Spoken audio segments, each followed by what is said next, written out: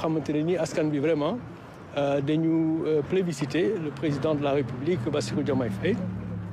ci projet souveraineté mooy Sénégal moom boppam Sénégal bu moom boppam rek li mu tekki mooy secteur privé bu fort ko defee secteur privé bi moom moo mun a jox ndaw ñi liggéey mais secteur privé bu fort balaa mu mun a fort il faut que état bi jàppale ko donc état buy jàppale secteur privé ça veut dire que état boo xamante moom itamit dafay fort alors bu ko defee man mi nga xam ne man ma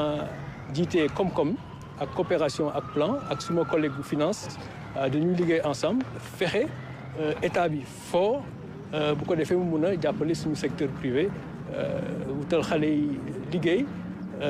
mun a financer tous les projets sociaux du pays. nekk ministre des finances et du budget ci contexte bi du lu yomb lu jafe la waaye nag jafewul ndax bu la fekkee ne kilifa yi la ko dénk ñu ngi lay gunge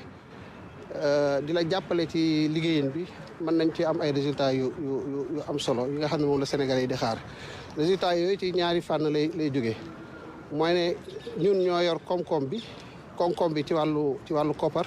xaalisu Sénégal ñu war a fexe naka la ñuy fexee ba mu am solo ba mu yokk loolu mooy li ci jiitu beneen bi mooy xaalis boobu buñ ko jotee naka la ñuy fexee ba dépensé ko ci anam bi mu gën a yaxane waaye bu mu gën a efficace ci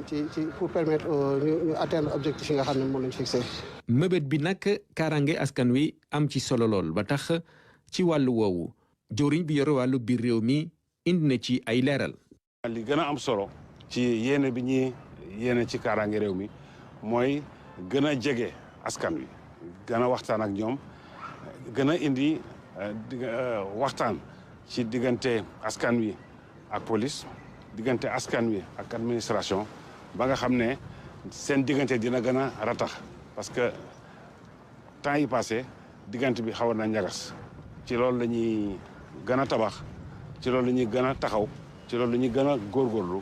ci liggéey bi ñu jox. politique extérieure maanaam